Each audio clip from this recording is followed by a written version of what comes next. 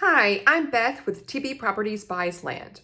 In the last two segments, we've been talking about what it may cost you in order to sell your rural vacant land. Most of the time we think, cha-ching, sell our vacant land and we have money in the bank.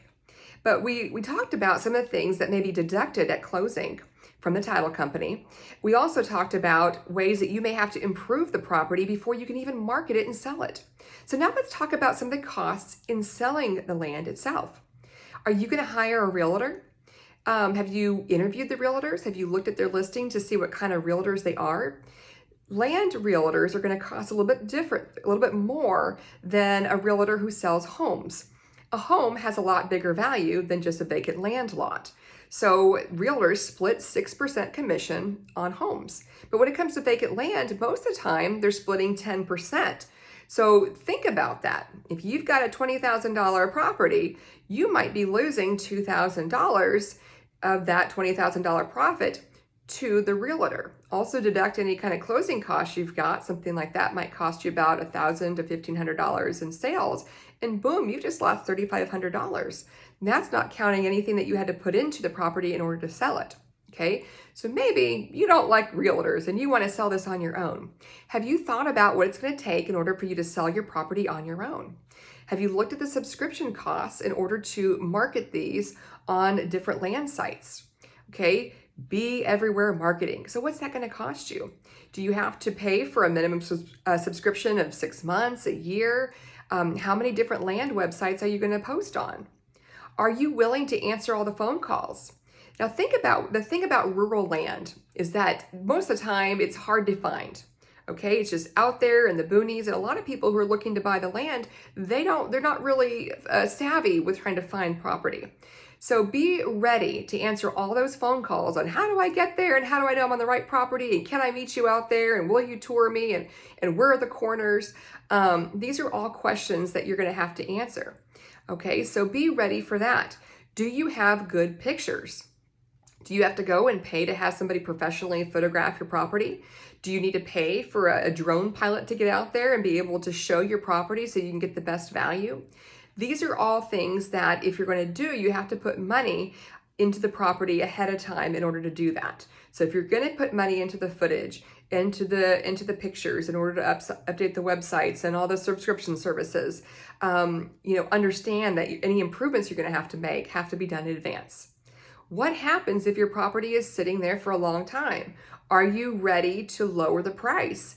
And at what price are you willing to take if you have to keep lowering it? Now, the longer your property's been on the market, the lower the value is going to be, and the more people are going to think that they can bargain with you, okay, in order to purchase your property. So again, you might think you're going to sell your property for, I'm just throwing that $20,000 value out there.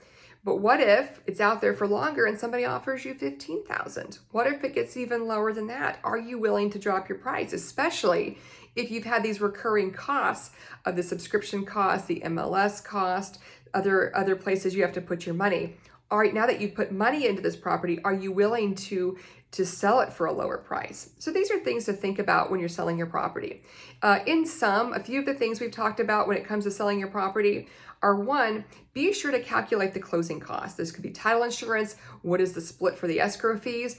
Are there attorney fees that are going to be needed to remedy title? Will you have to pay for a survey? And are you prepared for the survey's findings? Okay, if you lose acreage or if you lose access or if you lose some attributes to the property, okay? Are you ready to pay a possible 10% split for the realtor fees? If you're going to sell the property on your own, are you ready to pay for the subscription services in order to market your property? How about photography and videos? These are just a few things that it may cost you up front before you're able to sell your property. But think about that. If you're looking for an easier way, a faster way to get paid for your vacant land lot, feel free to reach out to a reputable land investor such as TB Properties Buys Land. We do this every day where we buy rural vacant land lots, empty land that's out there. Maybe we make improvements, we clean up the chain of title, we pay for the title fees, but we do close to a title company and we will pay all closing costs. That includes the title insurance that normally you would have to pay for. It includes all of the escrow fees.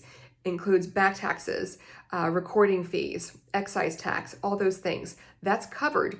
Okay, the dollar value that we quote you is what you're going to walk away with. And because we close through a title company, you know that the transaction is going to be reputable, it's going to be fast, and it's going to be right. We also pay with cash so that the transaction can happen much quickly. Most of the time, we're waiting on the title company to get their paperwork done. They're the slowest common denominator. So if you're looking for a fast, easy transaction, reach out to TV Properties Buys Land. We're happy to answer any questions that you might have, and we look forward to working with you. Thank you again.